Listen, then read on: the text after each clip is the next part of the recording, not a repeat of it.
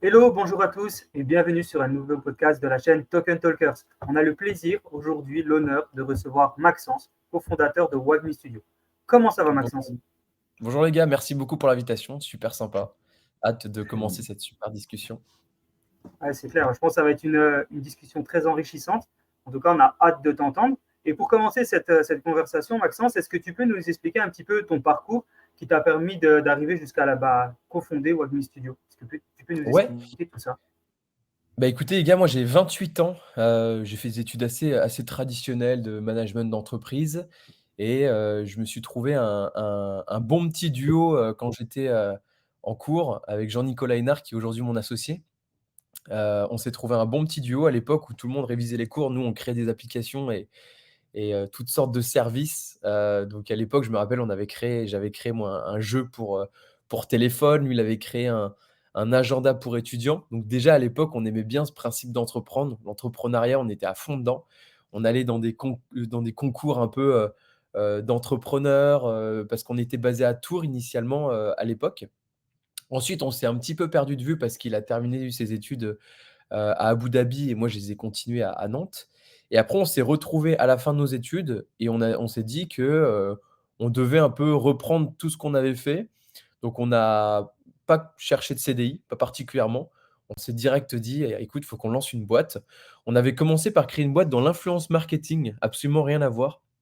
On avait créé, toute une techno, parce qu'à l'époque, on avait trouvé également une belle équipe cofondatrice technique avec qui on avait, travaillé sur un système qui permettait de créer un système de récompense. À chaque fois que tu allais au restaurant, que tu partageais une story, tu avais une récompense au comptoir. Ça faisait de la data pour le restaurateur et toi, tu étais super content parce que tu avais un cookie à la fin de ton repas.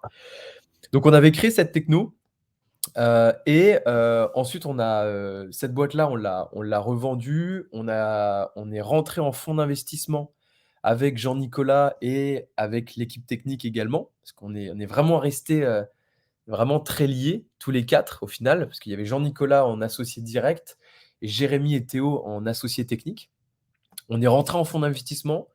On a monté un startup studio avec le fonds d'investissement Ava Capital. Ouais, C'était une On s'était aussi associé à l'époque avec, le fonds directement, qui s'appelle, Alexandre Nichaï, le directeur du fonds, le fondateur du fonds et il nous a vraiment fait confiance. On a créé un startup studio, c'est-à-dire que à la fois, on accompagnait les boîtes du portefeuille du fonds d'investissement à se développer. C'est-à-dire que s'ils avaient un besoin market, commercial, technique, financier, on les accompagnait et quand le Alexandre avait des idées de boîte, on les lançait dans l'immobilier, dans la santé et cetera. Donc on avait vraiment, une double casquette côté agence et côté un peu startup studio. On est resté un moment avec lui, c'était une super expérience, c'est vraiment quelqu'un, formidable et une fois qu'on a terminé cette expérience, on a, eu l'occasion d'entrer dans le milieu de la blockchain, et on a commencé par, développer Wagmi Studio et aujourd'hui Wagmi Studio, c'est, une agence qui accompagne les grands groupes dans la création de projets Web3. Donc vraiment de la pédagogie en créant Wagmi Academy, au conseil, à la réalisation technique jusqu'à la gestion de projet. On s'occupait de tout et on a une deuxième branche, on a repris un peu le même concept que lors du Startup Studio. C'est on a la branche très agence et on a la branche aussi très Startup Studio où on crée des boîtes en interne. Donc là, on est sur un sujet hyper chaud qui est les ZK, les Zero Knowledge, sur l'identité numérique. Après, on pourra en parler plus tard. Mais voilà, principalement, c'est agence et start-up et on est vraiment dans l'écosystème et l'univers Web3 NFT. Et aujourd'hui, dans l'équipe, on est, maintenant, 7, donc une partie très technique, gestion de projet et commerciale. ok. Voilà un peu pour la Donc, petite on va histoire, dire ultra diversifié en offres, par contre assez concentré sur un secteur d'activité. Ça a l'air d'être vraiment très très bien pensé. Félicitations Maxence. Vous êtes combien de cofondateurs chez Wagmi Studio? Trois Alors du on est coup? 4 fondateurs. On a du Quatre. coup Ok, Jean-Nicolas, cool. Théo et Jérémy.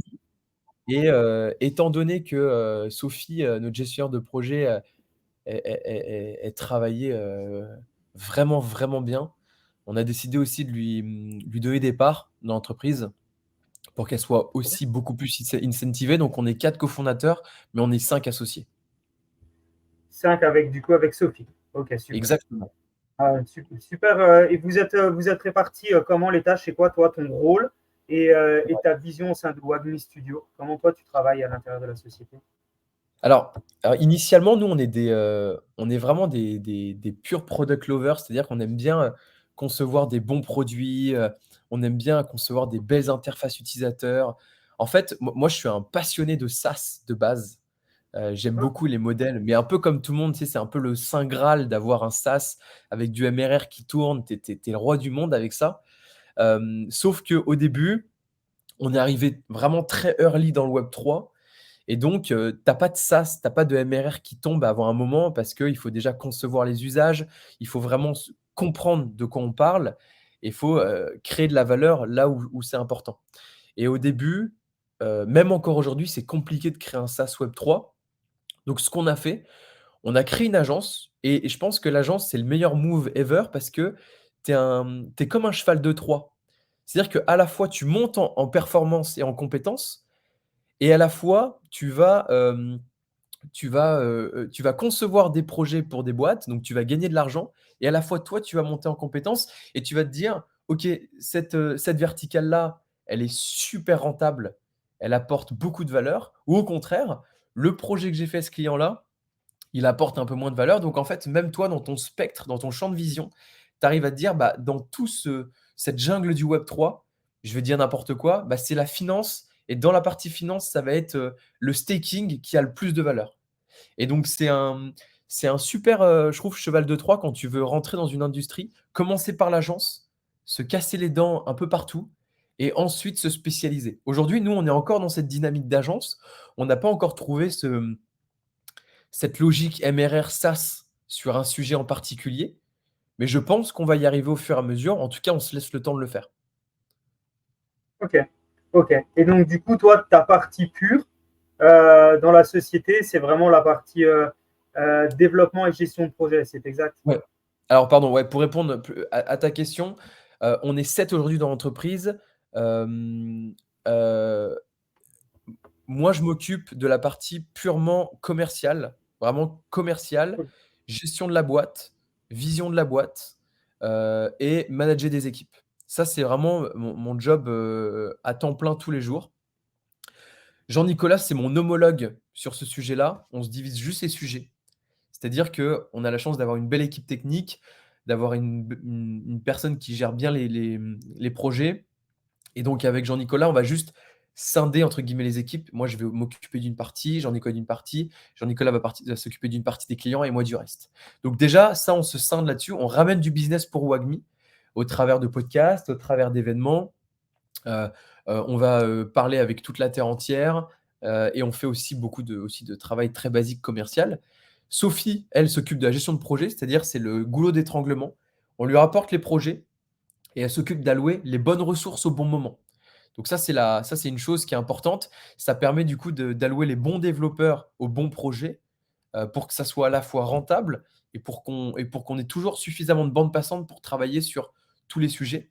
Et puis les développeurs, eux, par effet d'écoulement, eux, ils reçoivent les projets et ils travaillent pendant une semaine, un mois sur un projet.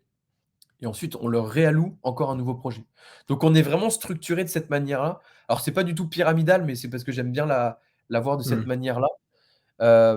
Et ça nous permet d'avoir une super organisation et donc à la fois de pouvoir répondre aux demandes des clients et à la fois ça nous permet d'allouer suffisamment de temps parce que Sophie, je sais pas, va booker, on va dire, les développeurs à hauteur de 80%. Et donc les 20% restants, soit on va s'occuper pour faire de la R&D, soit on va s'occuper de faire du développement de projets internes. Mais vraiment, il faut me considérer moi au début exactement comme un commercial. En fait, une boîte, c'est fait alors c'est basique, hein, mais c'est fait pour ramener de l'argent, et donc même avec aujourd'hui, on est trop petit pour structurer une équipe commerciale en plus. Donc en tant que dirigeant, on est également obligé de prendre la casquette, commerciale. Mmh. Et parce qu'aussi il y a un piège dans les agences, pardon Lupo, il y a un OK. piège, c'est que, quand tu fondes une petite boîte comme ça, en tout cas qui est aujourd'hui, petite, tu, tu associes ton image à la boîte et aujourd'hui, ce qui fait qu'on vend, c'est le fait d'être présent sur des événements, de Mmh. connaître d'autres acteurs de l'écosystème et je ne sais même pas si, aujourd'hui, structurer une équipe commerciale nous rapporterait plus de bises, Mmh. sachant que la plupart du temps, c'est beaucoup de copinage, beaucoup de personnes qu'on connaît. Donc voilà, donc du coup, c'est à la fois positif, mais parfois ça peut être vu comme un piège. Ouais. Ouais, parce que c'est un peu le mot piège, c'est un mot qui est fort aussi, mais le piège des agences, comme tu dis, c'est que au niveau de la scalabilité, bah, en plus, si vous êtes vraiment les figures, comme tu dis, c'est vous qui allez créer du réseau, c'est vous qui allez faire du lien. Par contre, le point sur lequel peut-être, la partie commerciale, c'est une partie qui au final, vous arrivez à bien gérer tous les 2. Et ce que moi j'ai l'impression en tout cas sur les agences qui fonctionnent bien, c'est que derrière, bah, toute la partie justement onboarding, Ouais. s'occupe, excuse-moi, j'ai oublié son prénom, c'est comment? Sophie? La fille. Ah, Sophie, pardon, Ouais. c'est ultra, ultra important. Bien onboarder les clients, bien allouer les bonnes ressources et au final, peut-être que c'est même cette partie-là qui est à même à prendre en considération et à «scaler» entre guillemets plus, à donner du renfort à Sophie pour qu'elle puisse, onboarder, mieux, plus de monde et cetera, pour après répartir les projets. Mais c'est vrai que le Complètement. business d'agence, ouais, il y a ça, et il y a le fait de dire, moi je vois beaucoup d'agences, alors web 2 et web 3, mais beaucoup web 2 parce que, enfin, j'ai plus de cas, mais qui se transforment vraiment en écosystème et qui au final arrivent à anticiper vraiment tous les problèmes de leurs clients et dire: «OK, aujourd'hui, on t'accompagne parce que tu as une problématique et on te donne déjà une grosse solution, mais on sait déjà les problématiques qui vont arriver ensuite et on a déjà des solutions après». Ce qui fait qu'on a moins ce côté, MRR, trop cool où, bah, en fait, c'est bien tous les mois, on voit que ça grandit et que ça tombe, mais on peut le matérialiser d'une autre façon en incluant, bah, des services, des apports d'affaires, en pluguant, différents services comme ça. Je sais pas si c'est déjà quelque chose que vous mettez en place vous, Si, de si, votre côté? exactement. Ouais. Exactement. De toute manière, c'est un jeu, l'agence, c'est un jeu d'humain pour le moment. Donc c'est comme un jeu d'échecs. Il faut juste placer les bonnes ressources au bon endroit. Effectivement, comme tu le disais juste avant, nous, l'objectif, c'est de renforcer, l'équipe de Sophie pour qu'à long terme, c'est ce qui va nous permettre de fidéliser des clients. C'est comme tu dis, l'onboarding, le suivi, la fidélisation soit optimale et donc que, bah, on puisse continuer à onboarder, à fidéliser et à amener un maximum de personnes. Donc, oui, effectivement. Ah, on le voit de toute façon, ce modèle d'agence-là, il est ouais, il est super parce que comme tu dis, bah, humainement, tu as une proximité, tu partages des choses et il y a plein, plein, plein, plein de choses à mettre en place et vous avez la capacité ou combien est-ce que du client, du coup, vous arrivez à accepter au niveau mensuel, trimestriel? Est-ce que vous fixez justement des limites pour être sûr de maintenir la qualité ou comment est-ce que vous organisez les choses? Alors, bonne question. Alors non, on ne se fixe pas forcément de limites. On va uniquement trier les projets. C'est-à-dire que, on a une vision très héroïste. C'est pas parce qu'on parle de Web3, de NFT qu'il faut que ça soit que de l'innovation et qu'on dépense de l'argent à tout va juste pour tester. Ça, je suis pas forcément d'accord avec cet état d'esprit. Il y a beaucoup d'agences qui fonctionnent comme ça. Moi, j'estime qu'aujourd'hui, si on investit dans quelque chose, c'est pour effectivement avoir un retour sur investissement. Donc tous les projets, qui nous semblent pas forcément très smart, où la valeur perçue n'est pas si élevée que ça et si un client nous dit: «Écoutez, je vais mettre des NFT, à tout va», nous, on saura en fait les conseiller et leur dire: «Écoutez, moi, je pense sincèrement qu'il y a pas besoin de NFT». Et moi, j'ose le dire. C'est-à-dire quand je suis parfois avec des clients et que j'ai la directrice d'un grand groupe, j'ai le responsable innovation et j'ai le DSI, je vais me poser et je vais leur dire concrètement: «Ça sert à rien d'avancer sur ce projet parce que là, vous allez juste vous cramer. Vous avez une cartouche d'innovation, ne l'utilisez pas pour ça parce que pour le moment, la valeur n'est pas là. Et du coup, en fait, naturellement, on a suffisamment de projets. Alors en fait, on écrème au début pour dire: «Nous, on veut que travailler sur des projets qui vont vraiment apporter de la valeur». Si c'est juste pour dire: «Écoutez, oui, on a fait un peu d'innovation», oui, ça peut s'entendre, mais enfin, moi, ça me plaît pas de travailler sur un projet, j'arrive pas à le défendre. C'est-à-dire que 100 des projets aujourd'hui qu'on a développés chez Webmy Studio, je peux les défendre. Je pense sincèrement qu'il y a un intérêt. La Poste, j'en suis assez convaincu qu'il y a un intérêt. PMU, je suis assez convaincu. Quand on avait travaillé sur des sujets comme Pernod Ricard, sur l'engagement collaborateur, j'en suis convaincu. Donc voilà, donc aujourd'hui, je pense que nous, on peut travailler, je pourrais pas te donner de chiffres parce que, je pense qu'un développeur peut, travailler sur 3 sujets en même temps, à peu près. Mmh. Donc si on fait le calcul, hein, 4 fois 3. Par contre, si on a des besoins supplémentaires, ce qu'on fait, c'est qu'on passe par des partenaires. On se ferme jamais et on estime qu'on n'est pas, on a encore besoin des autres. On n'est pas les seuls sur cette terre. Donc quand on a besoin de renforts, on n'a aucun problème à passer par des renforts et au contraire, si on n'en a pas besoin, on va tout internaliser. Donc on est crème, on peut tout produire en interne et si on a trop de demandes, on externalise. Ouais, oui, en tout cas, ça fait du bien d'entendre et on l'entend soit de beaucoup de personnes qu'on reçoit, sur le podcast, et beaucoup de personnes qui sont un peu incubateurs, hub et cetera et qui vraiment, et c'est ça qui est très cool, qui mettent au centre l'utilité d'un projet et c'est pas parce que c'est Web3 que forcément c'est génial. Il y a des Ouais, utilités, enfin voilà, à quoi ça va servir vraiment quoi en fait? Quel ouais. problème est-ce que ça résout et quelle va être l'utilité? Et j'ai l'impression que c'est aussi ta philosophie, enfin votre philosophie, chez Wagmi quoi.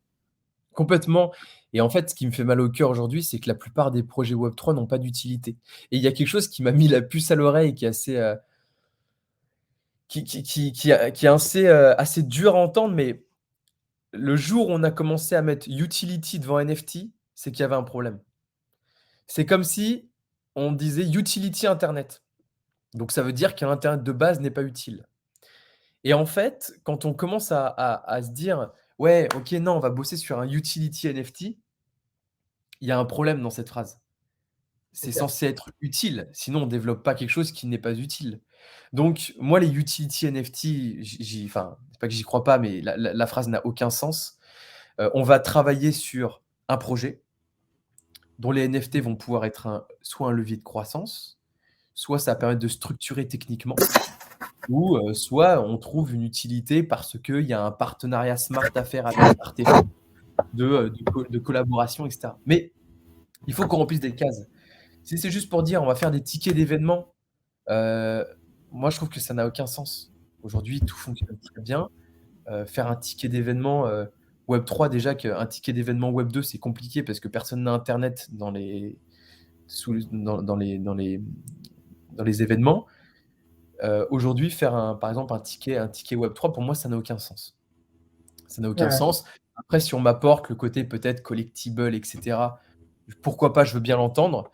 Mais la plupart des projets, j'ai l'impression qu'ils veulent juste mettre du NFT. En fait, ils prennent des usages, ils mettent du NFT et ça y Parce que est, ça fait sexy et on pense que ça ça a fait de la valeur. sexy et Ouais. révolutionnaire un petit peu. Et ils se disent, OK, je vais mettre NFT, comme ça je suis un peu à la mode, non? Ouais, mais en Parfois. fait, ouais, exactement. Mais exactement, c'est ça. C'est que je pense, mais à la fois, ils ont raison parce que il y a des hypes et parfois, il faut C'est-à-dire, prendre la vague et faut le faire. ouais, Mais j'ai l'impression que en faisant ça, toi-même, tu te structures pas. C'est-à-dire que si tu prends toutes les vagues, c'est bien, c'est top parce que du coup, tu vas avoir plein de business, mais tu vas pas te structurer dans la durée. Moi, je préfère refuser en disant: «Bah, il y a une hype». Quand, BTC, Ordinal est arrivé, moi, profondément, je me suis dit: «Mais j'aime pas, en fait, la valeur que ça dégage, les BTC Ordinals». J'aime pas, je suis pas fan. Pour moi, Bitcoin, je suis pas du tout maximaliste, mais c'est quelque chose d'assez pur et je trouve ça un peu dommage de commencer à casser cette ouais. infrastructure ou cette image très pure, très pure. Et donc, quand on a commencé à nous dire: «Bah, venez, on fait des projets, ordinaires», on a dit: «Non». On aurait pu, peut-être qu'on aurait pu prendre un peu d'argent sur les projets, mais je trouve que faut avoir une vision et faut rester quand même assez, faut suivre sa vision et faut pas essayer d'être à droite, à gauche. Il faut rester assez focus sur tes pensées et sur auquel tu crois.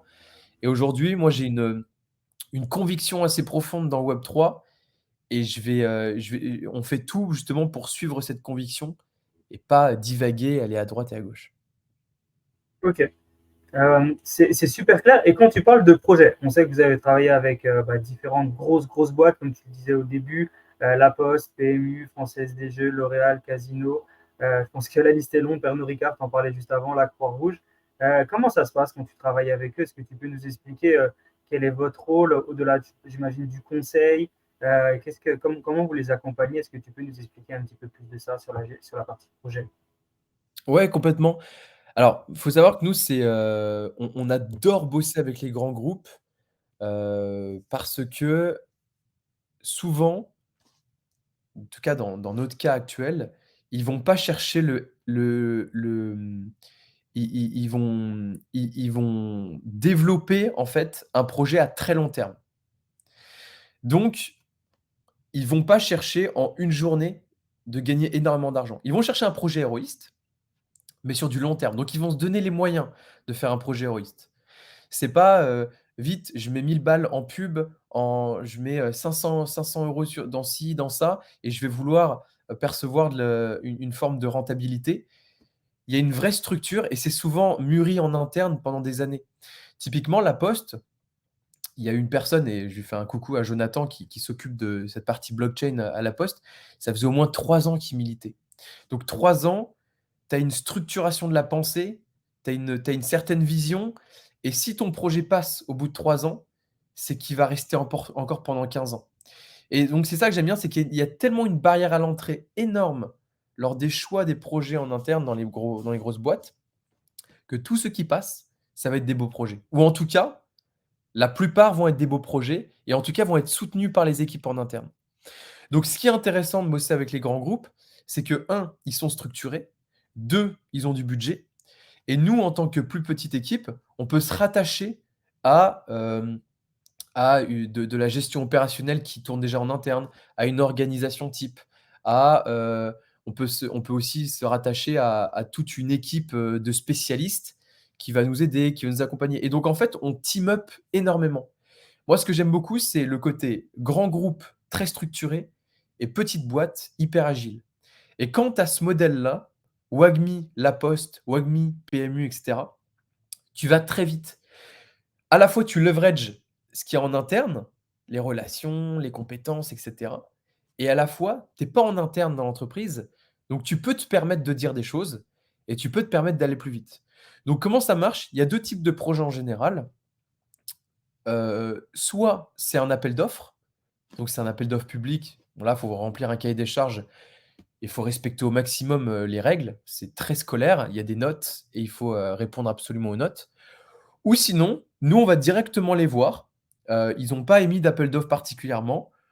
On les rencontre sur des salons, sur LinkedIn, un peu partout et soit ils ont un projet et auquel cas, bah, nous, on va on va analyser le besoin.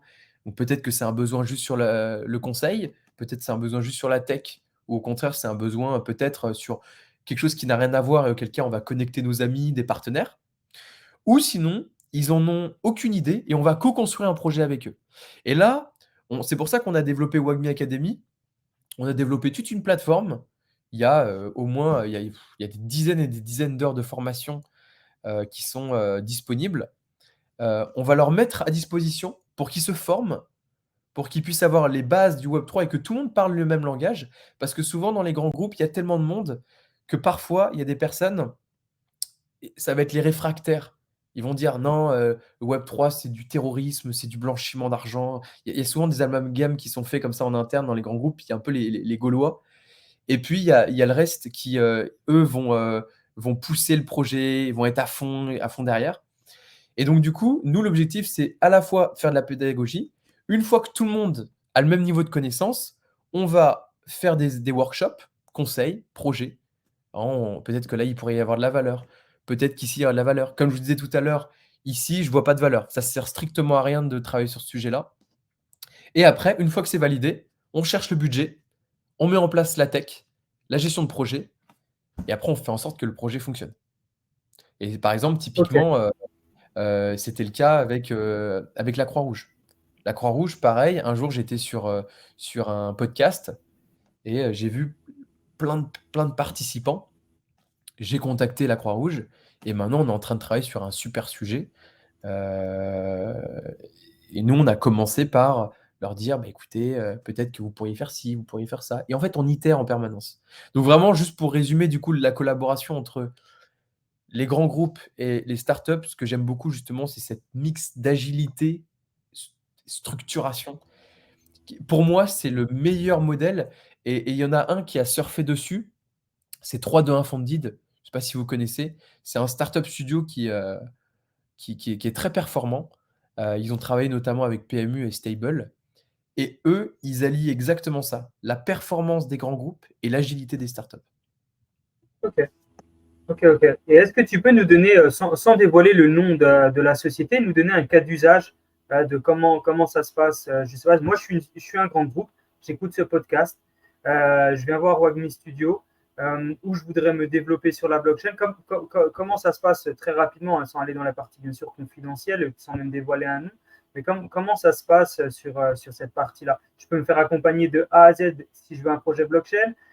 C'est pour créer des NFT, je peux vraiment tout faire, je peux me tokeniser. Qu'est-ce qu'on peut voir avec Wagmi? Ouais, exactement. Bah, en fait, c'est tellement, vaste le web 3 Ouais, que je pourrais pas te dire, bah, faire des NFT, tokeniser et cetera. En fait, nous, ce qu'on fait justement dans un premier temps, c'est comme je te disais, c'est de la pédagogie, beaucoup de pédagogie. C'est-à-dire que typiquement, quand un client vient nous voir, dans un premier temps, je lui propose un atelier. De quoi on parle? Et quel est l'intérêt du web 3? C'est quoi les tokens? C'est quoi les NFT? Et on donne des cas d'usage. On dit: «Bon, bah, voilà, typiquement, La Poste va, leverager, ou va, ouvrir sa communauté, ouvrir la vente des timbres à une toute nouvelle communauté parce qu'ils vont les rendre, sous forme de NFT et donc beaucoup plus innovants». Donc en fait, on va leur donner des exemples. On va dire: «Bon, bah, typiquement, les NFT, voilà à quoi ça sert. Les tokens, à quoi ça sert, je sais pas, la blockchain en général, à quoi ça sert». On explique, on ouvre un peu les chakras, comme dirait Alexandre Ishai, la personne avec qui on travaillait avant, dans le fonds d'investissement, il était très dans l'ouverture des chakras. Et ben, on ouvre les chakras et une fois que les chakras sont ouverts, on remarque, dans 100 des cas, les clients vont se projeter. Ils vont se dire: «Ah mais attends, du coup, ça veut dire que moi en tant que marque, cosmétique, je peux, créer une expérience spécifique donc ça pourrait me permettre de, je sais pas, d'offrir une expérience unique à un client ou ça me permet de faire des digital collectibles, ça me permettrait de faire ci, faire ça» et en fait, on n'est pas là pour vendre un projet, on est dans un premier temps juste pour que le prospect s'ouvre l'esprit. Ensuite, on refait un call où là, effectivement, on va plus parler de ses idées et moi, je vais en proposer plein. Je vais dire: «Voilà, vous êtes une association, pourquoi pas, tokeniser l'association et faire en sorte que les gens aient des parts de l'association?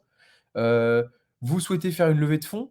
Bah, comment est-ce qu'on peut faire en sorte d'optimiser la levée de fonds en permettant aux gens de ne plus, uniquement donner de l'argent, mais donner de l'argent, vivre une expérience et aller beaucoup plus loin?» En fait, en fonction du modèle, nous, on va attendre que le prospect ait des idées et je vais surtout aussi proposer pas mal d'idées.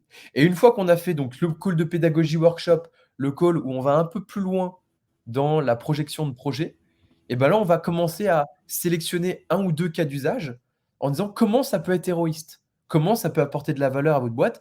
et NFT, blockchain, token versus pas cette technologie. Donc déjà, on va confronter. Si les NFT ne sont pas utiles, on va pas aller, plus loin. Au contraire, si les NFT ont de la valeur, on estime avoir de la valeur. Et ensuite, le quatrième, on va partir sur un et ensuite on va commencer par faire du conseil sur un et on va foncer dans un. Mais vraiment, il faut y aller sous forme d'entonnoir. Je pense que c'est important. Moi, j'ai dû passer au moins des centaines et des centaines d'heures à faire de la pédagogie gratuitement aux gens, mais Ouais, c'est tellement important que les personnes comprennent à la fois que c'est bien et à la fois que parfois ça sert à rien. Et il faut pas cacher cette partie-là. Il y a des parties où parfois les NFT servent à rien et à la fois, certains moments, les NFT pour moi ont énormément de valeur. Pour le coup, dans certains cas d'usage, il n'y a aucun moyen de substituer un NFT. Typiquement, je pense à des plateformes dans le vin.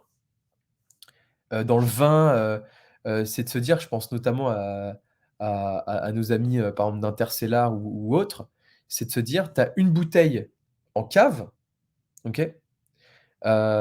Et nous, on sur une marketplace, on va acheter une bouteille de vin, OK?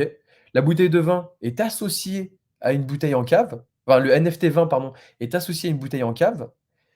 La bouteille en cave ne bouge jamais. Nous, tous les 3, on peut s'acheter, se vendre le NFT. Les prix vont Mhm. augmenter et on sait pertinemment que la bouteille reste en cave et qu'on n'a pas à se l'envoyer par la poste. Et c'est un cas tout simple. Si ça avait été un mail, ça aurait pas pu fonctionner. J'aurais pas pu vous envoyer un droit de propriété par mail, ça marche pas. Par contre, Non, non, c'est effectivement, le côté: «Non, j'ai mon petit token, tiens, je te le transfère» et tu sais qu'elle est toujours en cave et qu'elle est là, ça, c'est un vrai cas d'usage. Donc parfois, il y a des pépites, faut juste se concentrer dedans et réfléchir à comment ça peut porter de la valeur. Ouais, non, tu as 100% raison. Ça peut être valable sur l'or, parce qu'on a entendu aussi parler pas mal de personnes qui tokenisent des lingots d'or, et il y a des gens qui se disent, bah, ça sert à quoi de tokeniser de l'or et tout. Ah oui, bah, effectivement, c'est juste faciliter l'échange du tiers de propriété. Et c'est vraiment là, il y a une grosse valeur. Est-ce que tu peux, vraiment, c'est super intéressant tout ce que tu fais. Est-ce que tu peux nous expliquer comment, comment réagissent les personnes en général quand tu arrives avec la partie pédagogie et que tu dis, bon, OK, bon, nous, on est du Web3, tu viens voir un grand groupe et tu lui dis, bon, bah, on peut vous apporter de la valeur sur la blockchain, sur des NFT, sur de la tokenisation, sur différentes choses, et quelles sont les premières réactions? Est-ce que, et je pense que ça a dû évoluer entre la création de WAGMI et Ouais, maintenant. complètement. Au début, je pense que ça devait être laisser tomber, on ne veut même pas en parler. Bon, après, vous n'avez pas la même notoriété forcément à la création que maintenant, donc le discours change aussi avec la notoriété. Mais je pense que tu as dû en voir de toutes les couleurs. Est-ce que tu peux nous donner un petit peu d'idées sur la partie Ouais, pédagogique, comment ça se passe? complètement. Alors, il y a eu plusieurs phases comme tu le dis. Nous, on a eu la phase au début, ça m'intéresse pas. Je sais pas de quoi tu me Ouais. parles. Parle-moi français. Hem, il y a eu la deuxième partie, la deuxième où on était plus, en fin 2021, 22, où là, c'était, «Prends mon argent». Mais vraiment, je veux pas savoir entre guillemets, à quoi ça sert. Vraiment, il y a eu une période en 2022, c'était: «Prenez mon argent, les NFT, c'est l'avenir». Personne comprenait rien, mais Ouais. prenez de l'argent. C'est la Et bulle. aujourd'hui on est plus sur, hem, le web 3 a de la valeur, c'est intéressant à long terme. L'IA aujourd'hui est plus héroïste à l'instant T. J'ai une enveloppe budgétaire qui est, aujourd'hui, qui est toute petite. Donc la plupart de mon budget, je vais, soit l'allouer à une autre techno, à l'IA tout de suite où je peux gagner de l'argent. Je vais cutter, je vais co-skiller grâce à l'IA parce qu'aujourd'hui, c'est quand même le bordel, hein, financièrement parlant et businessment parlant dans le monde. Il y a évidemment plein d'opportunités qui se dessinent, mais majoritairement parlant, il y a quand même beaucoup de coupures budgétaires, hein, SAP qui vire encore 400 personnes, Ledger et compagnie. Donc aujourd'hui, on a compris l'intérêt. Par contre, va falloir être encore plus sharp sur la rentabilité. Va falloir vraiment cibler la rentabilité. Donc on a vu en fait la courbe de: «Prenez mon argent, je m'en fiche» et là c'est: «Prenez mon argent, mais par contre, va falloir que ça soit rentable». Donc aujourd'hui, Ouais. quand on arrive vers une marque et qu'on lui propose de la pédagogie, majoritairement parlant, dans les grands groupes, ils connaissent le Web 3. Ils connaissent pas les subtilités du Web 3, mais ils ont déjà entendu parler et ils sont souvent ouverts.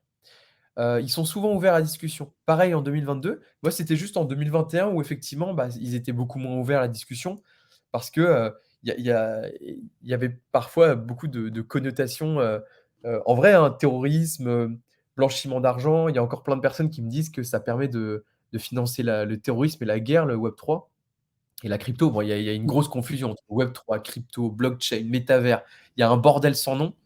Mais les gens, du coup, reculent. Et je comprends, parce que c'est tellement compliqué, la pédagogie est tellement éclatée, qu'à un moment donné, Ouais, ils se perdent un peu. Mais donc, certaines personnes, c'était tout ce bordel, toute cette jungle, c'est terrorisme, blanchiment d'argent. Et je suis content parce que grâce à tous les acteurs en France, franchement, on n'est vraiment pas dégueu en France. Il y a plein d'acteurs vraiment cool. Quand je compare à certains pays, on peut, pour le coup, on peut vraiment être fier du travail qu'on a fait. Et c'est que le début. On va continuer encore à travailler sur ces sujets-là. Mais effectivement, les mentalités ont bien évolué et je pense qu'elles évoluent positivement parce qu'en fait, c'est beaucoup plus sain de vouloir investir dans une technologie dans un but de rentabilité que juste pour cramer de l'argent. Donc on est dans une démarche beaucoup plus saine aujourd'hui. Et ça fait plaisir, ça se ressent dans les échanges. ouais, ça prend du temps, mais ça arrive de plus en plus. Et je pense que là où ça aide, c'est effectivement bah, l'éducation, le fait que tu sois présent dans des salons, que tu sois présent dans des events, tout ça, ça aide. Que tu sois membre voilà, différentes organisations comme The Big Whale, NFT Paris, NFT Factory, la DAN, etc. Enfin voilà, tu es présent un peu partout. Ça, je pense aussi que ça aide. Et d'ailleurs, est-ce que tu peux nous donner un peu plus ta vision en tant que membre dans ces différentes organisations? C'est quoi le rôle? Comment ça se passe? Alors, en fait, ça dépend de l'organisation. La DAN, on y est souvent. C'est vraiment une association pour soutenir et pour accompagner la réglementation au niveau européen. C'est intéressant en tant qu'acteur de pouvoir donner son point de vue sur le pragmatisme et sur la réalité économique. Souvent, ceux qui font les lois, ceux qui parlent, c'est souvent ceux qui ne font pas.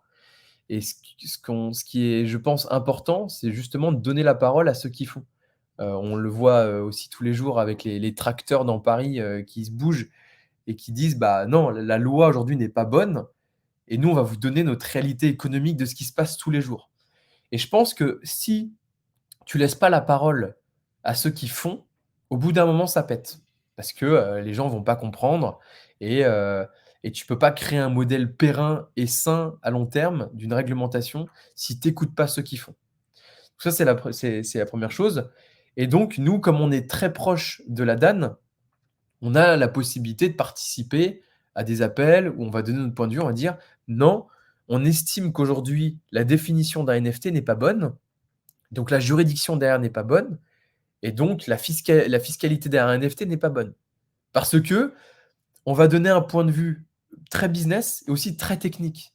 Tu vois, typiquement, parfois on trouve des failles. On se dit, bah, ok, euh, posséder par exemple un NFT, imaginons que moi je possède un NFT pour le compte de tiers, il faut être PSAN. Ok.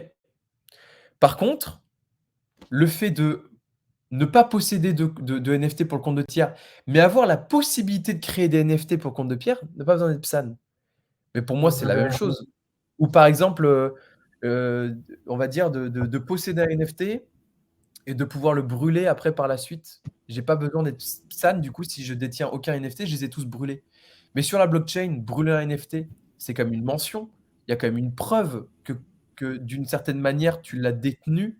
Donc, est-ce que le burn peut pas être aussi une forme de propriété? Et en fait, il y a plein de questions à se poser. Si par exemple, moi, je crée un NFT, je le burn, et ben moi, je peux justifier sur la blockchain que vu que j'ai burné un NFT pour vous, on peut estimer que vous êtes encore. Peut-être que le burn peut être considéré comme aussi enfin, posséder ce NFT.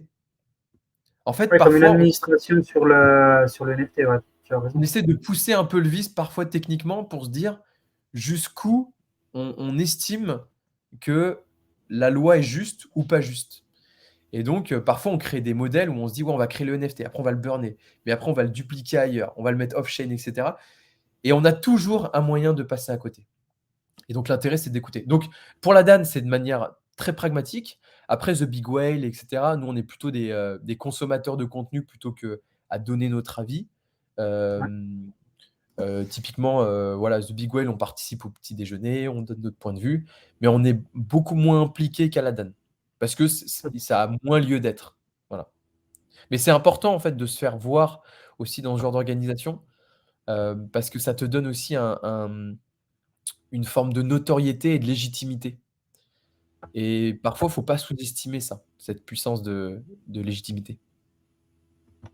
Ok, donc vous êtes en gros sur différents secteurs pour augmenter votre notoriété et aussi toujours sur cette partie un petit peu éducation des gros comme des petits.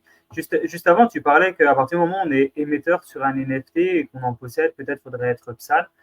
Est-ce que tu penses que des gros groupes comme vous accompagnez, si demain ils émettent leur propre NFT et qu'ils aient l'obligation d'être PSAN, est-ce que ça ne va pas leur mettre une barrière à l'entrée? Je pense que ça peut être un frein des fois, non? Oui, complètement. De toute manière, je pense que grand groupe ou petite start-up, personne n'y échappera. Mais moi, Ok. ce qui m'embête, c'est que, entre guillemets, comme je disais, ceux qui émettent ces lois de PSAN, c'est ceux qui comprennent le moins. Ouais. Donc Souvent. et donc du coup, c'est insupportable parce que, il y a i c'est parfois tu as un illogisme au possible et tu te bats en fait contre le vent. Tu as beau dire ce que tu veux, toi tu es dedans, tu comprends les rouages et tu peux pas. Donc ouais, effectivement, les grands groupes aujourd'hui vont devoir se plier aux mêmes règles que, que n'importe quelle entreprise, heu, mais heu, mais Mais on tu sais, ils auront pas le choix. Ouais, c'est ouais, ils auront pas le choix et on dit souvent, tu sais, la Chine invente, les États-Unis inventent, la Chine, fabrique, conceptualise et l'Europe réglemente, mais c'est toujours ça, en fait. Et là, parfois, j'arrive et je me dis: «On a une chance encore de réussir à avoir encore de l'impact» et on est encore bon, je trouve et à foutre des PSAN partout, à vouloir tout bloquer. Alors c'est quand même sain parce que faut pas que ça soit la jungle, ça on est d'accord. Mais parfois, je pense c'est qu'il sûr. faudrait qu'il y ait une vraie, concertation pour comprendre vraiment ce qui se passe et ne pas agir rapidement comme ça juste pour de vouloir tout stopper. Donc Je voilà, donc comprends. oui, on parle avec des groupes aujourd'hui qui sont bloqués parce qu'ils sont pas PSAN. Des gros groupes, des très gros groupes. Ah ouais. Et ce qui les Personne bloque, c'est le fait de ils n'ont pas envie de faire les démarches nécessaires auprès de l'AMF pour recevoir l'agrément PSAN ou tout simplement ça les bloque parce que ça prend du temps. On sait que bah, le PSAN, c'est presque parfois plus d'un an. Ou est-ce que ça les bloque tout simplement parce qu'ils ne veulent pas se réguler? C'est sur quelle partie où ils sont le plus bloqués en général? Non, les grands groupes en général, ils veulent bien se réguler. Ok. C'est surtout, qu'en fait, hem, les en fait, on a eu une période un peu pirate pendant, 2-3 ans où les grands groupes voulaient bien mettre des budgets pour tester et cetera et commencer à se réglementer avec PSAN, c'est officialiser en interne d'être in le Web 3 Ouais, et c'est clair. parfois ça fait Ouais. peur. C'est de se dire: «OK, attends, ouh là, donc attends, là, les grands groupes, on va, officiellement être dans le Web 3. Donc c'est-à-dire qu'il faut une équipe en interne, donc il faut se structurer. Donc s'il faut être PSAN, ça veut dire qu'il faut peut-être recréer une structure parce qu'on n'a pas envie que toute la structure soit PSAN. Donc on va peut-être créer une filiale et en fait, c'est toute cette complexité qui fait qu'aujourd'hui, je pense qu'elles ont voulu, la plupart, un peu tous l'esquiver, mais qu'il y a la réalité, du coup, qui revient au galop et il faut restructurer. Donc il faut une équipe, il faut aussi avoir une si tu as une équipe, il faut une roadmap, c'est-à-dire il faut plein de projets et donc en fait, c'est soit tu kills tout ce que tu as fait et tu es pas PSAN, c'est pas grave, soit tu es allé trop loin dans le process, donc tu es obligé d'être PSAN et donc il faut le justifier auprès de la direction, donc il faut une roadmap, il faut une équipe et tu es dans un engrenage. Donc je pense qu'elles veulent Et bien, après, c'est ça prend du temps. ah ouais, non, mais c'est clair. Et après, tu vas leur dire, bon, bah, c'est bien, maintenant vous êtes PSAN. Dans quelques mois, tu vas leur dire, bon, bah, maintenant, il faut passer Mika. Exactement, Et puis, exactement. ils vont pas s'en sortir parce qu'ils se disent, OK, mais au niveau de la réglementation, ça évolue aussi, ça grandit. On va leur dire, oui, mais Mika, c'est européen, PSAN, c'est français. OK, c'est cool, mais bon, pourquoi j'ai besoin de ça? Et forcément, tu vas les perdre parce que leur métier, c'est pas forcément d'aller naviguer dans la régulation. Même leurs avocats internes, ils sont pas forcément super chauds. Alors, je pense que ça doit être ouais, vraiment un parcours. Et vous, au niveau de la, de votre rôle on va dire dans l'industrie au niveau de la régulation, ça doit être vraiment être super important parce qu'il faut vraiment savoir naviguer dans le paysage réglementaire, pas des NFT et du Web 3, et puis aller expliquer aux gros groupes qu'ils peuvent le faire, que c'est safe, mais qu'il va y avoir de la régulation sûrement par la suite. Puis à un moment, les gens vont se dire, parce qu'on sait que dans les gros groupes, il y a quand même des grosses têtes pensantes, donc ils vont arriver avec plein d'idées, ils vont travailler ensemble, ils vont avoir plein d'idées. Puis là, tu vas leur dire, bah, ça c'est possible, mais ça on peut pas, ça c'est possible, mais ça on peut pas. Puis du coup, ils vont se dire, ouais, mais du coup, il y a trop de freins, alors j'y vais pas. Et est-ce que c'est souvent ce qui les bloque? C'est vraiment la partie réglementaire où on leur dit, bah voilà, il y a vraiment trop de freins, on ne pourra pas avancer. Ou est-ce que c'est vraiment le fait de se dire, ok, je vois pas la valeur du Web3. Je pense que la valeur, ils la voient, mais c'est plutôt la partie valeur sur laquelle ils ont du mal, plutôt la partie réglementaire. Ouais, c'est une bonne question. Et écoute, moi, c'était principalement réglementaire. Ouais, je pense. Je vais pas donner le nom d'un client, mais on est allé très, très, très loin dans le processus de réflexion sur un super projet en interne. C'était pendant un super grand événement, l'événement de rugby, récemment. On avait fait tout un jeu qui permettait, aux salariés de pouvoir comprendre le Web3, les NFT, au travers d'un lancer de ballon entre collaborateurs. En interne, on avait fait vraiment un mini-jeu super sympa. Et vraiment, tout le monde était à fond. La direction d'innovation, direction de projet, la DSI, on avait commencé à s'implémenter au sein du grand groupe. Et là, il y a le légal qui est arrivé et dit: «Ouh là, là là là là, donc attendez, on va tout reprendre de A à Z. Donc ça veut dire que là, mes collaborateurs, ils vont avoir un wallet. OK, donc les wallets, c'est public. Donc tout le monde va pouvoir voir qui sont les collaborateurs du groupe. OK, donc nous, on veut cacher les adresses publiques. OK, bon, bienvenue sur la blockchain. Donc ce qu'on va Ouais. faire, c'est qu'on va forquer une blockchain».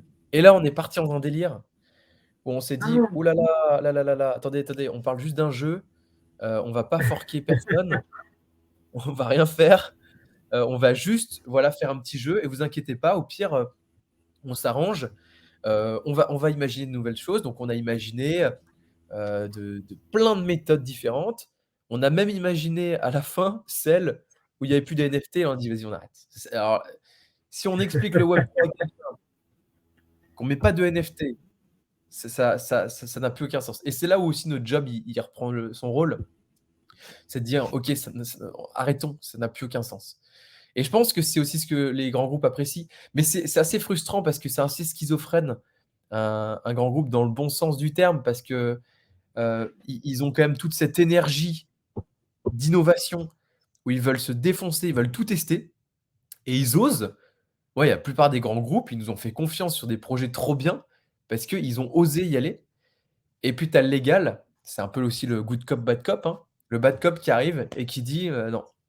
Donc pour répondre à ta question, Jean, c'est complètement la réglementation qui bloque. Et j'ai peur que ça aille dans le mauvais sens, pour le coup.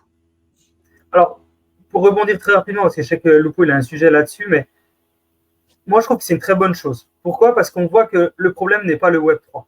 C'est-à-dire qu'ils ont un intérêt, ils voient la force, ils voient la valeur, ils trouvent ça sexy, ils veulent y aller. Donc ça, tout ça, Ouais, franchement, c'est ouais, super intéressant. La seule chose qui les freine, c'est la partie légale. Donc ça veut dire que ouais. vraiment, ils voient qu'il y a une utilité. Et pour les gens qui pensent encore que Web3 égale scam, Web3 égale arnaque, Web3 égale blanchiment d'argent, financement du terrorisme et tout ce qui va avec, ben en fait, non. Et ça, Ouais, moi, je trouve que c'est ouais. un point positif. T'en penses quoi, toi, Lupo?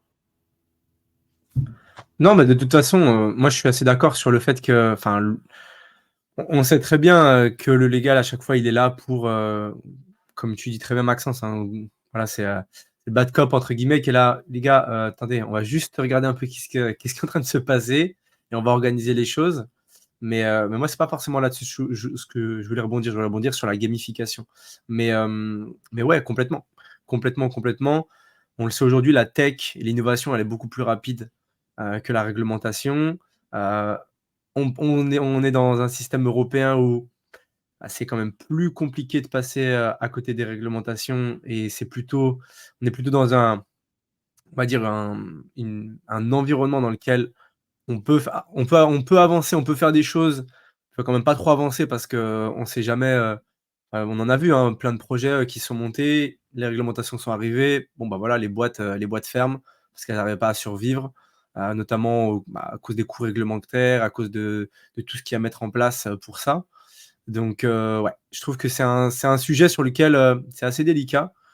Parce qu'à la fois, il faut protéger évidemment toutes les personnes qui peuvent investir et les personnes qui, aujourd'hui, en fait, pour moi, c'est ça le plus gros challenge, c'est de laisser la porte assez ouverte pour que plein de gens qui ne connaissent pas cet écosystème du Web3 rentrent de façon safe. Mais de l'autre côté, faut justement les protéger aussi, ces personnes-là, pour qu'il n'y ait pas des gens qui arrivent avec des projets ultra, ouais, des projets bancaux qui au final ne délivrent pas de valeur ou ne sont pas forcément dans les clous et à la fin qu'il y ait des pertes, pour les investisseurs, on va dire. Alors, dans l'investissement, il y a des pertes, il peut y en avoir. Mais si au début, sans même avoir quand tu sais que tu as investi et que tout de suite tu sais qu'au final le projet il est pas bon, il est bancal, bon, voilà, c'est compliqué. Mais moi, ouais, c'est plutôt sur la gamification que je voulais revenir, parce que justement, vous faites tout ce travail de pédagogie et tu l'as dit, vous passez des heures et des heures à éduquer les gens. Et je trouve que c'est juste génial. Ça fait partie du jeu et vous le faites super bien. Et quels sont un peu ouais, justement les biais par lesquels vous passez, les chemins par lesquels vous passez pour faire passer ce message du Web3, justement pouvoir le gamifier. Je ne sais pas si tu as des exemples de choses que vous avez fait, comme le jeu que vous avez mis en place, pour que ça passe mieux dans l'éducation. Alors, plusieurs points. Le premier, c'est qu'on a une plateforme qui s'appelle WAGMI Academy. C'est des micro-contenus de 2 minutes, 2 minutes 30 maximum, qu'on a tourné en studio avec un journaliste, Alexis Patin. Une fois que tu regardes ta vidéo, tu as un quiz. Déjà, ça te donne, en fait, on va pas te pondre une vidéo de 2 heures où à la fin, il faut que tu aies compris. 2 minutes 30 grand max sur des sujets très précis. Donc, tu as le temps de regarder un truc en 2 minutes 30 rapidement et après tu réponds au quiz. Donc ça, c'est super top, je trouve. Le modèle, il est intéressant parce qu'aujourd'hui, à l'ère où on veut consommer des contenus plus rapidement et vous, du coup, ce qui est bien aussi, c'est qu'il y a aussi une vague, j'ai l'impression, pour me contredire pour le coup, mais il y a une vague de contenu long en ce moment, même sur YouTube, même sur les podcasts. Même ça, j'avoue que même moi, j'aime bien les contenus à 1h30, 2 heures. J'avoue que je consomme bien. Mais par contre, sur de la pédagogie où il faut réfléchir, je pense que les contenus courts, où tu viens après valider ta compétence, c'est bien. Deuxièmement, nous, on vient en workshop physique. Il y a rien de mieux que de faire un workshop physique, d'arriver avec un storyboard, avec tu sais, un paperboard, pardon, un paperboard, tu as un stylo et t'imagines des jeux, des cas avec les collaborateurs directement. Et en fait, tu crées quelque chose de bien plus fort que juste d'écouter une vidéo. Et là, tu es en train d'imaginer et tu peux donner des exemples, tu peux faire des liens, des parallèles avec autre chose. Et moi, j'aime bien faire ça. Donc en fait, quand on connaît pas la personne, on envoie les vidéos. Et quand on commence à connaître la personne et qu'on va faire un workshop, on va commencer à imaginer ensemble. Il y a une phrase que j'aime bien, je ne vais pas me la donner à moi-même parce qu'elle n'est pas de moi-même. Mais tu sais, on parle souvent des tokens du Web3 dans le gaming, le fait de se dire que demain, tous les jeux seront des jeux Web3. Il y a une phrase de Ulysse, donc, qui fait partie de l'équipe Partouche, que j'avais beaucoup aimé pendant un enregistrement à CryptoXer. Il avait dit, on ne va pas, alors je vais déformer un peu sa parole, mais on ne va pas créer des jeux Web3. C'est-à-dire qu'on va pas créer des jeux qui auront pour structure le Web3. En fait, on va ajouter du Web3 à des jeux existants. Et en fait, j'aime bien cette manière de voir les choses parce que c'est comme tout. On va pas créer de la finance basée, pour moi, sur le Web3. On va gamifier la finance qui marche déjà. En fait, la gamification, c'est juste un levier. Pour moi, c'est pas le cœur du sujet. Donc là, l'éducation, on va pas créer une éducation Web3, on va créer une éducation standard et on va le gamifier avec le Web3. Tu vois, c'est comme par exemple la finance, quand tu veux, on est en train de créer des jeux où en fait tu gagnes des tokens et en fait le corps de la finance n'est même pas ça en lui-même. Et je pense que c'est important de créer un modèle financier, par exemple, qui va être très sain, très stable, et tu viens créer un levier de jeu et gamifier quelque chose qui marche déjà, plutôt que vouloir créer une bulle gamifiée à moitié bonne, etc. Donc nous, ce qu'on fait, pour reprendre un peu l'analogie, c'est on crée une structure pédagogique clean et on va faire en sorte que après on puisse créer un levier Web3 gamifié, plus intéressant. WAGMI Academy aujourd'hui, c'est juste la version 1, donc c'est vidéo, quiz, ce qui serait top, et on aimerait le faire prochainement quand on aura un peu plus de ressources et quand le marché sera un peu plus ouvert, c'est de créer aussi des mini-jeux à la fin. De dire, bon, bah, ok, qu'est-ce qu'un token? Vous avez répondu à la bonne question. Et bah, créons un token en 2 minutes. Tac, tac, tac, tac, tac. Et hop, niveau 2. Et je pense que ça va être un moyen de pouvoir onboarder un maximum de personnes. Ouais, ouais, mais 100 100 et ça peut être limite aussi dire, bah, OK, pour, pour créer un NFT, par exemple, bah, quelles vont être les différentes étapes? On les valide ensemble, on fait un petit jeu. Bah, tiens, tu passes de Complètement. je crée mon wallet à tiens, c'est bon, j'ai émis mon NFT ou j'ai émis ma collection Ouais. et ça permet de tout de suite, ouais, mettre des choses applicables tout de suite, créer des actions. Parce que c'est ça au final, c'est mettre des actions en place pour que le cerveau dise: «Ah OK, bah, c'est bon, Ouais. j'ai compris quoi». Tu vois, on va pas réinventer la roue. Duolingo, ça marche très bien. Et pour Ouais, apprendre les langues, et bah, tu fais le Duolingo du Web3, ça marcherait très bien. Pour ouais. permettre aux gens d'apprendre. Voilà, donc parfois, quand il faut gamifier ou il faut être un peu innovant sur la manière dont les gens vont apprendre, c'est pas de la magie, il faut juste copier un peu ce qui marche et nous, du coup, en faisant des petits Mmh. quiz, en faisant des petits workshops, des petits jeux, c'est ce qui marche le mieux. Ouais. Ouais, parce qu'en fait, c'est ça au final le gros point, c'est qu'en fait au final, le web 2 n'a pas remplacé le web 1, il a ajouté des choses. Le web 3 ne va pas remplacer le web 2, il va ajouter des choses et au Exactement. final, c'est un modèle hybride. C'est un modèle où toutes les enfin la souris, c'est pas Ouais, du web 3. ouais, On est ouais, on est obligé d'avoir la souris. On est obligé ouais, d'avoir la souris pour enfin, à part avec, le nouveau casque d'Apple où, bah, c'est l'œil qui clique. Bon là, OK, ouais. là, ils ont fait un jump, mais en tout cas, ça va pas être 100 de la population pour l'instant qui va l'utiliser et c'est la cohabitation, des web 1, web 2, web 3 qui fait que c'est cool et il y a Romain Bayeul qui nous a dit une phrase dans un podcast que j'aime beaucoup, c'est de faire une vitrine web 2 avec une cuisine web 3 et je trouve qu'au final, c'est une recette qui est très intéressante parce que c'est comme ça que l'adoption, elle va être la plus forte. C'est qu'en fait, bah, les gens vont se dire: «Ah OK, bah, c'est un site internet où c'est tout simplement le web que tout le monde connaît qui a été adopté aujourd'hui par, le monde entier», mais qu'en arrière-plan, en back, là, du coup, ça soit un système, web 3 mais qui au final est complètement, Beh, complètement invisible, quoi. tu vois, alors moi, je suis pas forcément, d'accord avec cette phrase. OK. Je suis pas d'accord avec cette phrase parce que si tu fais une vitrine web 2 avec une cuisine web 3, hem, les gens vont pas comprendre le principe de clé privée. Donc ça veut dire que la clé privée va quoi? Va être centralisée chez quelqu'un pour qu'on n'ait pas du coup l'effort de la responsabilité de sécuriser ses assets. Donc est-ce que vraiment ça a de la valeur de vouloir cacher le web 3 à un utilisateur ou pas? Moi je me dis, en fait le web 3, on a une belle techno. Alors c'est très compliqué parce que ça veut dire qu'il faudrait croire en la responsabilité des gens à sécuriser leurs assets et cetera, à sécuriser leurs assets et cetera.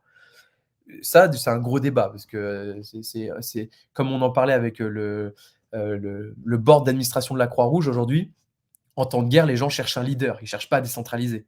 Et là, aujourd'hui, on cherche à recentraliser plutôt qu'à décentraliser dans tout ce qu'on fait. Donc moi, ce que je me dis plutôt, c'est je pense que, il y aura une vitrine web 2 pour ceux qui veulent et il y aura une vitrine web 3 pour ceux qui veulent. Parce que moi, je me dis que si on fait tout ce travail pour qu'au final personne comprenne le principe de clé privée et clé publique, je trouve que le travail, il aura été mal fait. Et je me dirais qu'on a en fait, on n'a pas exploité le potentiel. C'est vrai, c'est comme le bitcoin avec la SEC. Alors c'est trop bien, on est tous contents parce que le bitcoin, il est au vert et on a tous gagné, de l'argent. Mais profondément, est-ce que c'est ça la valeur du bitcoin? Est-ce que c'est de dire qu'il y aura sur 300 millions de wallets JP Morgan, Donc, personne bite rien et personne n'aura compris qu'ils peuvent le récupérer en période de crise. Et c'est ça, en fait, qui me fait douter. Mais c'est un vrai débat et c'est des débats que j'ai tous les jours avec mon associé Jean-Nicolas. C'est est-ce qu'il faut que les gens soient confrontés à leurs responsabilités ou pas, mais il faut y croire, il faut croire à la responsabilité humaine. Ou est-ce que, bah non, effectivement, on va retourner dans un système caché, mais quel est l'intérêt du Web3? Dans ces cas-là, si c'est un système caché, faisons une super marketplace Amazon qui marche très bien entre tous les acteurs, connectons-nous avec Google et tout marchera bien. Et on n'a pas besoin de Web3 et encore moins de NFT. Et ça, j'avoue que j'ai pas encore craqué le truc, mais j'avoue que pas être trop d'accord sur cette structure Web3 cachée, mais pas trop, on sait pas trop. Ouais, où il y a peut-être d'autres solutions auxquelles on n'a pas encore forcément l'idée maintenant. Encore une fois, moi, un biais que j'essaie toujours de me dire, c'est qu'il n'y a jamais deux solutions. C'est pas ça ou ça. Ouais. Et je me dis Ouais. peut-être qu'il y a même d'autres solutions que aujourd'hui, on les voit pas. Et peut-être que demain, il y a quelqu'un qui arrive avec cette idée de dire OK, les gars, j'ai trouvé un truc. Ouais. On peut faire en sorte que des deux parties, ça se passe bien. On l'a pas encore aujourd'hui, ou en tout cas, moi, je la connais pas. Mais yes, je comprends en tout cas l'analogie de dire, au final, oui, c'est pour recentraliser une identité. On fait pas du Web 3, ça c'est clair. Mais ouais. Et à quel point, en fait, la question, c'est à quel point il faut cacher le Web 3, ou C'est il faut ça. pas le cacher, mais il faut le simplifier, un slash le cacher peut-être, c'est peut-être pas le bon mot, mais pour que l'adoption, elle soit massive. Ça, en fait, la vraie question. Et peut-être qu'il y aura, tu vois, un job qui a bien fait Comet. Je sais pas si vous connaissez l'entreprise Comet. C'est des copains, au final, on travaille avec eux. Ils ont fait un job qui est fabuleux. C'est, je vais pouvoir me connecter à un wallet non custodial grâce à mon iPhone et Face ID. Alors, c'est génial parce que du coup, j'ai plus de clé privée. Ma clé privée est encryptée. Alors, je ne pourrais pas dire exactement, c'est un peu leur micmac. Elle est encryptée dans le Face ID ou dans le Touch ID. Et j'ouvre un wallet uniquement avec ma tête. Et donc, c'est génial. Parce que, du coup, Apple n'a pas accès à la clé privée. L'utilisateur a accès à son Face ID. Ça serait, du coup, je pense que, effectivement, comme disait Lupo, ça peut être un entre-deux où, effectivement, tu as ton compte, la personne, le sous-traitant ou le partenaire en face n'a pas accès. Toi, tu as accès à tes assets. Il y a un sujet qu'on est en train de traiter. Je fais une toute petite aparté, si je peux, les gars, parce qu'on parlait d'identité. On parlait d'identité. Et il y a quelque chose que j'aime bien. Alors, c'est à la fois dans le Web3 et pas dans le Web3, mais il y a un gros sujet Web3. On est en train de créer une boîte qui s'appelle Ocelot, qui a pour objectif de créer une forme d'identité numérique en utilisant les passeports. En fait, on s'est rendu compte que, et ça peut être justement, je fais le lien du coup avec ce qu'on dit, il y a sûrement quelque chose à faire. Peut-être pourquoi pas relier wallet au passeport, je ne sais pas. Aujourd'hui, il y a 150 pays qui utilisent le même standard sur les passeports. Une puce NFC que vous pouvez lire, je ne sais pas si vous savez, mais vous pouvez lire avec votre téléphone. Ah ouais. Moi, je ne savais pas, mais quand les techs m'ont dit ça, le passeport, le petit point d'or. Génial, tu vois. Exactement. C'est ce qui est sur le passeport français. En première page, en général, il y a une espèce de petit carré doré pour les gens qui ne connaissent pas. Et ça, tu peux, effectivement, c'est le NFC que tu peux. D'ailleurs, de plus en plus de gens le demandent pour faire tout simplement le processus de KYC ou ce genre de choses. Donc, on voit ce que c'est. Et ben, nous, on a créé un système qui te permet de faire une preuve de majorité, de nationalité ou d'humanité, mais en utilisant du coup la technologie des zero knowledge, c'est-à-dire que on génère une preuve, mais on ne stocke pas le passeport. Et en fait, donc c'est-à-dire que tu type devant un site, par exemple un site Pernod Ricard, au lieu de dire que tu es né en 1980, tu vas scanner le code QR qui est sur ton écran, un peu comme un Google Authenticator qui te demanderait les codes. Toi, tu scannes avec une application dédiée, Ocelot. Tu poses ton téléphone sur ton passeport, ça récupère les infos. Tu regardes ton téléphone pour associer ton image à ta tête. Et ensuite, tout le traitement se fait au niveau local. Il n'y a pas de serveur, il n'y a pas de stockage de passeport, etc. Et tu envoies une preuve pour dire effectivement cette personne est majeure, sans savoir qui c'est, etc. Pourquoi je fais cette petite aparté? Déjà, les ZK aussi font partie aussi peut-être dans cette grande famille des zero knowledge parce que ça peut être aussi un moyen de prouver que tu as de l'argent sur un wallet sans me donner ta clé publique. Cette technologie, elle est folle.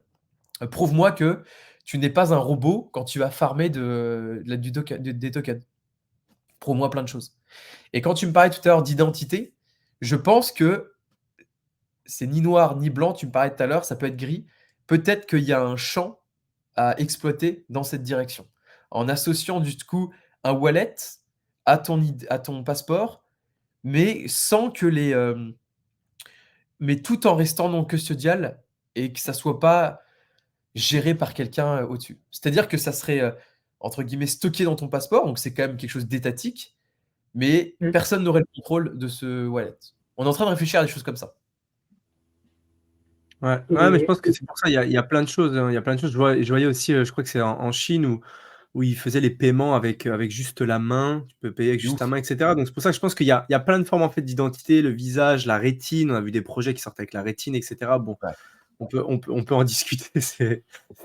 C'est d'autres synergies, d'autres idées derrière, j'ai l'impression. Mais en tout cas, je pense qu'il y a, ouais, il y a matière à trouver des trucs en tout cas pour que la cohabitation se fasse bien entre décentraliser quand même l'identité et enlever un petit peu de la responsabilité des gens, juste voilà, de la reconnaissance faciale, les doigts, etc. etc.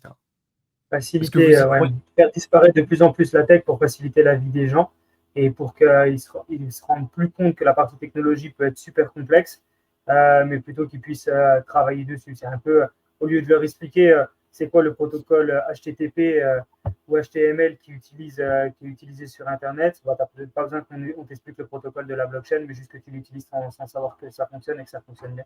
Et je pense que toute cette partie-là va commencer à disparaître et rendre peut-être la vie des gens beaucoup plus facile.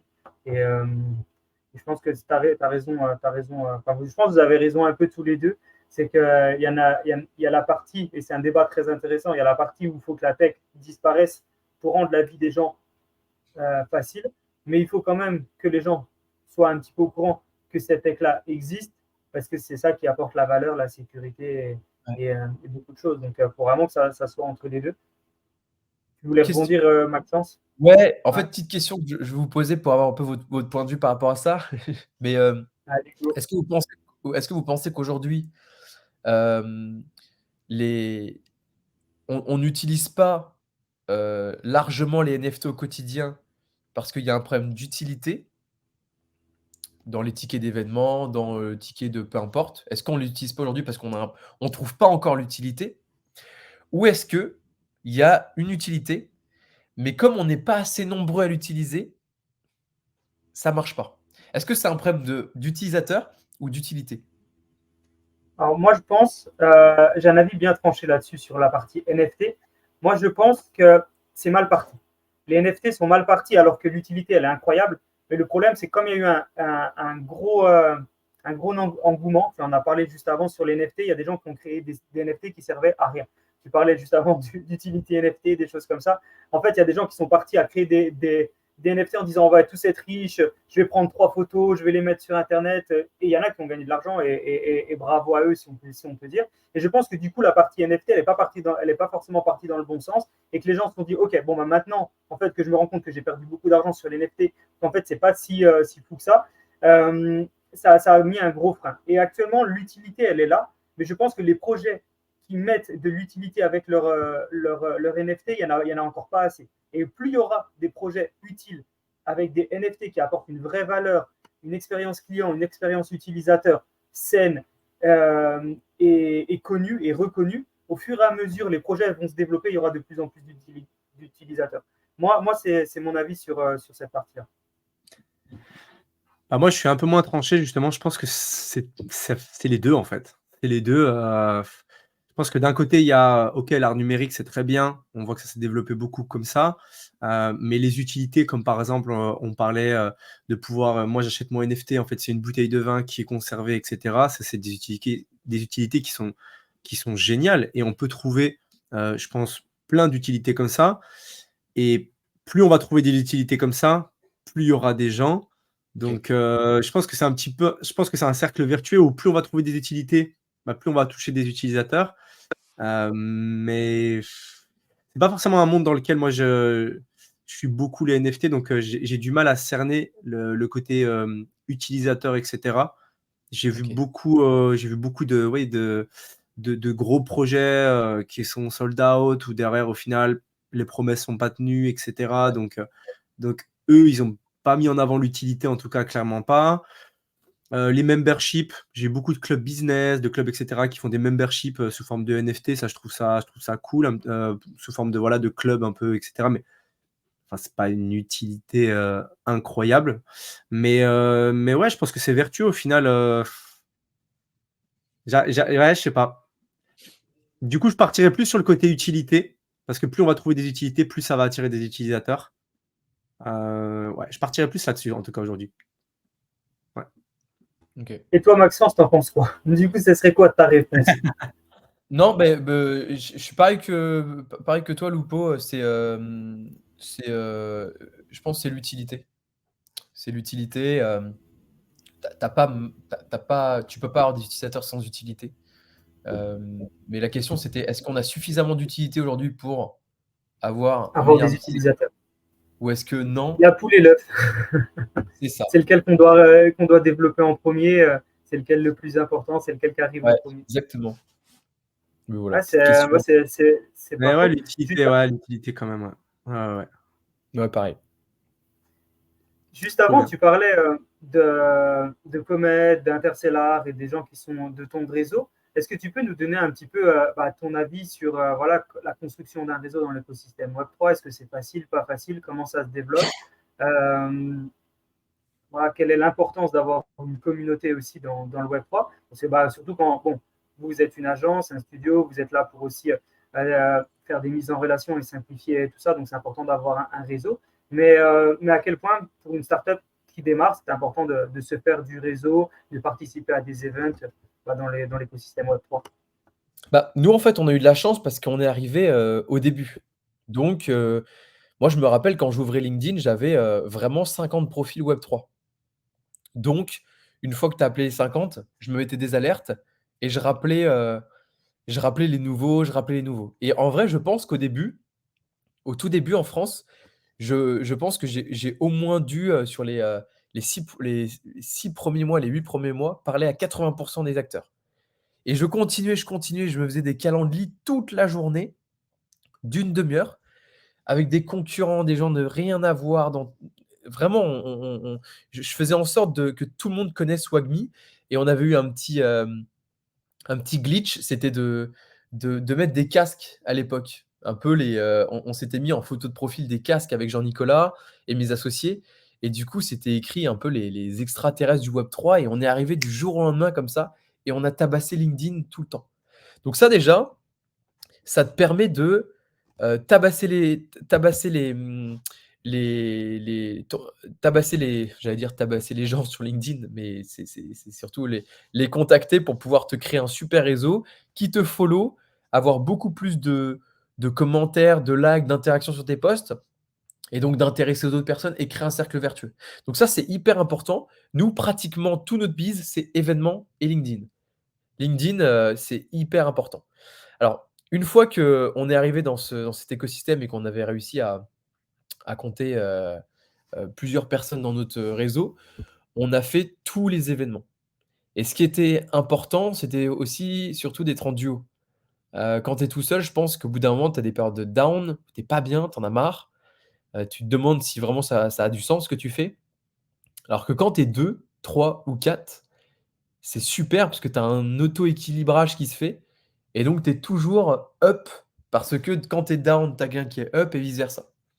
Donc, faire les événements et être présent sur LinkedIn, nous, c'est ce qui a fait principalement qu'on signe des leads. Les événements, on a remarqué souvent, c'est comme ça que tu génères du business parce que les grands groupes sortent un peu de leur contexte très institutionnel, très chiant, avec des gens de 40 ans, 50 ans.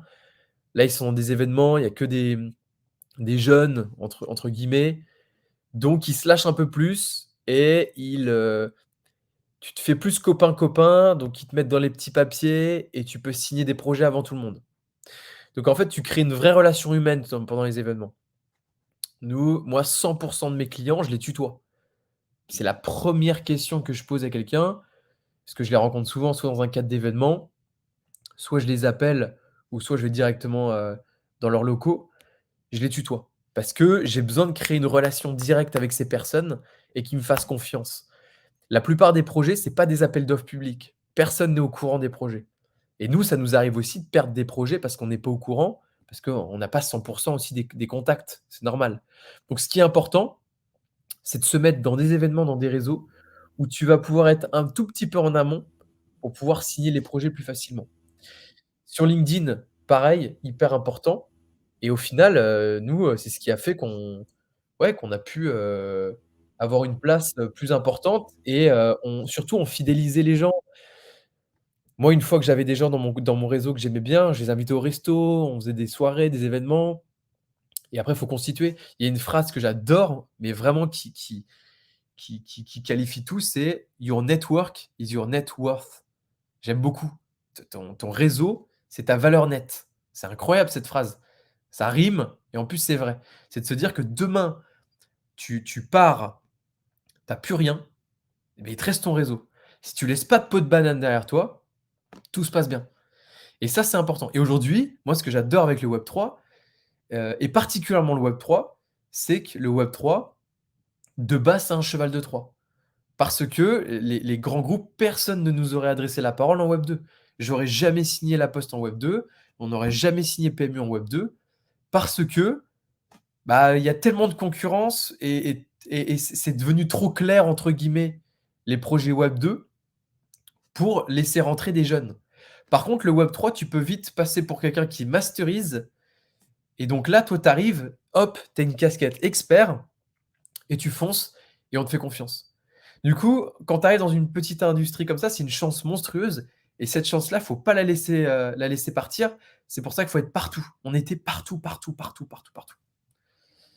Voilà et du coup, bah, l'idée, c'est de continuer à être partout, sauf qu'à un moment donné, tu peux pas ton temps, du coup, en fait, ton temps change de «valeur» entre guillemets et il faut que je passe, moi, plus de temps avec mes anciens clients et je ne peux plus passer trop de temps à en chercher d'autres parce qu'il faut que je structure en interne. Donc l'idée après, c'est de structurer la boîte pour que tu aies des, Jean-Nicolas, Maxence, Bis qui vont refaire le même travail. Hop, ils vont se reprendre des comptes clés et on recommence. Mais c'est le plus dur. Toute la période, c'est super dur et c'est beaucoup, beaucoup d'énergie, hein. Nous, avec Mmh. Jean-Nicolas, je me rappelle au début, je passais mes journées, mais je n'arrivais même plus à parler à la fin de la journée et je disais des mots-clés. C'était des mots-clés. Mes phrases, c'était des mots-clés. J'avais plus de verbe. C'est parce qu'au moins, mais on parlait à tout le monde, tout le monde, tout le monde Mmh mh. et en événement, on disait: «Ah, mais attends, je t'ai vu sur LinkedIn, tac, mais attends, trop bien, tu fais quoi déjà? Ah, bah, attends, viens, on bosse ensemble». C'est comme ça et j'adore, c'est super. Et c'est ce qui, ouais, et puis vraiment, c'est ce qui, et même encore aujourd'hui, hein, les gens qui sont, qui justement, comme tu dis, qui vont dans les events, qui, mettent l'énergie, qui mettent l'intention d'aller connecter sincèrement aux personnes, Ouais, qui veulent, en fait même, et c'est ça que je trouve vraiment génial dans cette industrie, c'est que juste, tu es curieux, tu poses quelques questions, tout le monde est ultra ouvert, tout le monde est open.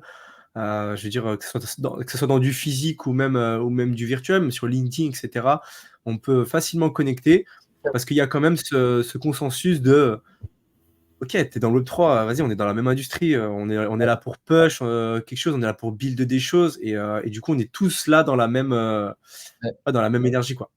Ouais. Tu as dit un truc super intéressant, là, tu viens de dire, faut être sincère et en fait, c'est vrai. Ouais, C'est ouais, vraiment sous-coté, mais tous les petits, les gens qui sont là par opportunité, tu le sens.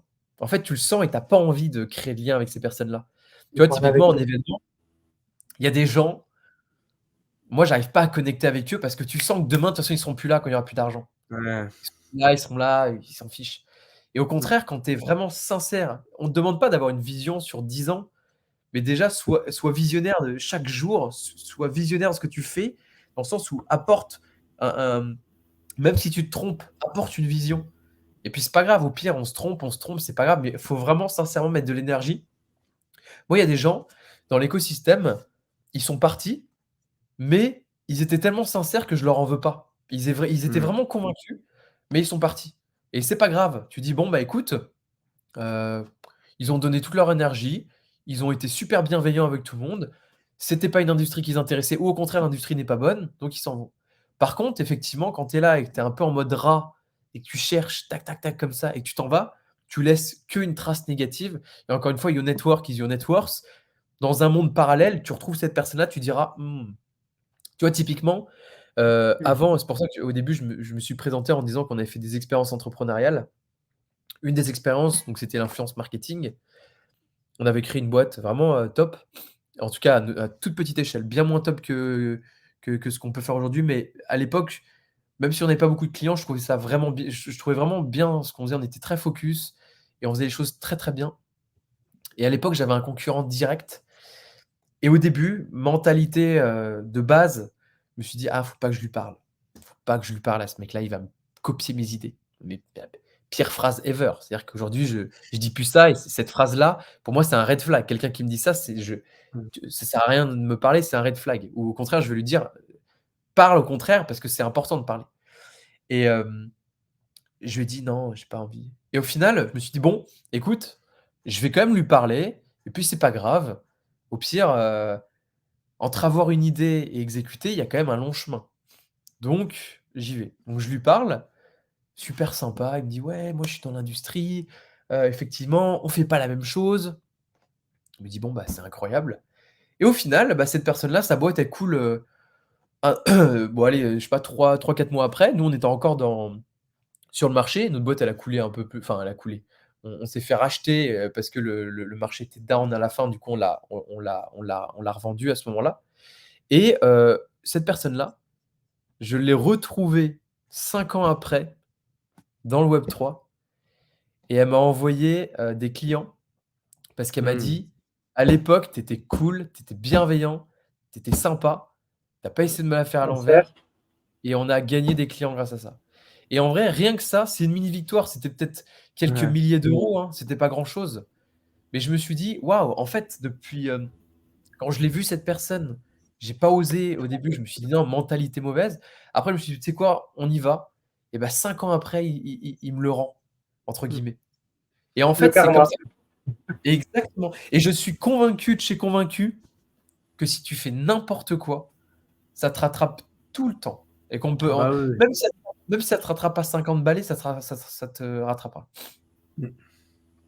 Ouais, Ok. 100 d'accord. Bon, Toujours je faire sais les plus choses pourquoi.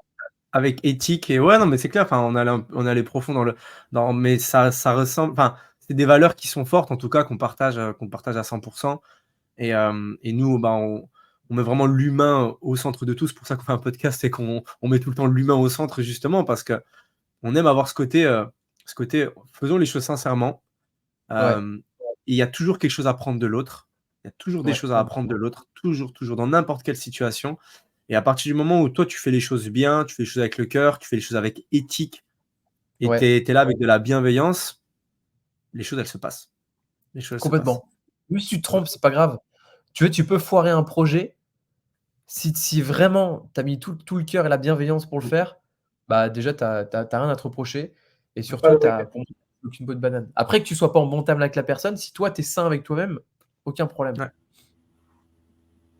100. En tout Mais cas, voilà, en tout cas important. super intéressant. Ouais.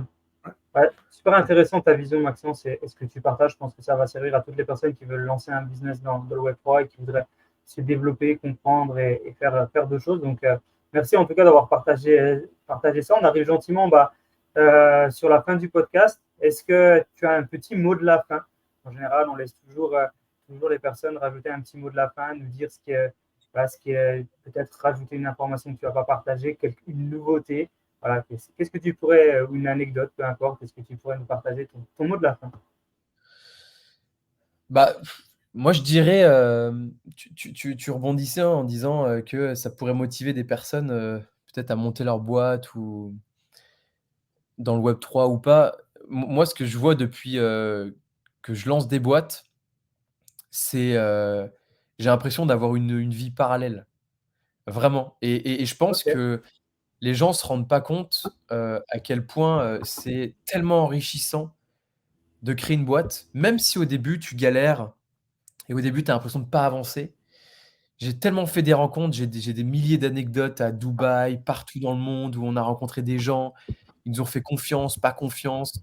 J'ai rencontré des gens, des fondateurs de boîtes, etc. Parce qu'il y a une phrase que je me dis tout le temps, alors c'est des phrases bêtes, mais ça motive vraiment, c'est « Tu peux chercher un oui, le non, tu l'as déjà ». En fait, moi, je pars du principe que tout est non autour de toi. Quand tu es dans la rue et que tu vas voir quelqu'un, c'est non. La personne, de base, ça va être non. Vous, typiquement, si vous ne m'aviez pas demandé de faire le podcast, bah, je ne vous aurais pas envoyé de message parce que C'était je non ne savais pas. automatiquement. Simplement. Donc, ça aurait été un non sans faire exprès. Par contre, en venant me chercher, vous avez cherché le oui.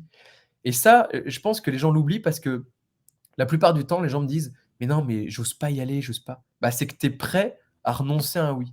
Et quand tu es sûr de te dire que tu as déjà un non et que tu peux que chercher un oui, et qu'au pire des cas, si la personne te dit non, tu le savais déjà, bah, tu as tout gagné. Donc vraiment, tu peux chercher un oui, le non, tu l'as déjà. J'adore cette phrase. Ouais, c'est génial. Bah, franchement, moi j'apprécie beaucoup ce que tu as dit. Ouais, je trouve que ça fait sens. En tout cas, moi, ça fait sens. Je trouve ça très intéressant. Bah, ok. Bon, bah, Bah, super mot de la fin. En tout cas, je pense que merci beaucoup. ça va booster beaucoup de gens qui écoutent le podcast et qui l'ont écouté jusqu'au bout, qui vont se dire, ok, waouh. Le mot de la fin de Maxence, il déchire. Nickel. Non, bah, écoute, j'espère, mais merci en tout cas pour ce temps de parole et pour ce temps d'échange surtout. Et si vous avez besoin d'autre chose, je suis dispo. Ah, bah, Avec merci à grand toi pour la plaisir en tout valeur que cas. tu as apportée pendant le podcast. On te souhaite Merci une beaucoup. excellente journée. Pour toutes les personnes qui nous ont suivis, allez voir Wacom Studio. C'est incroyable, super boîte. Ils font un gros travail. N'hésitez pas à les contacter. Vous allez trouver Maxence également sur LinkedIn. On vous mettra tous les liens en commentaire. Et on vous souhaite tous une excellente fin de journée. Merci encore, Maxence. Et à très vite. Merci les gars. Ciao, ciao.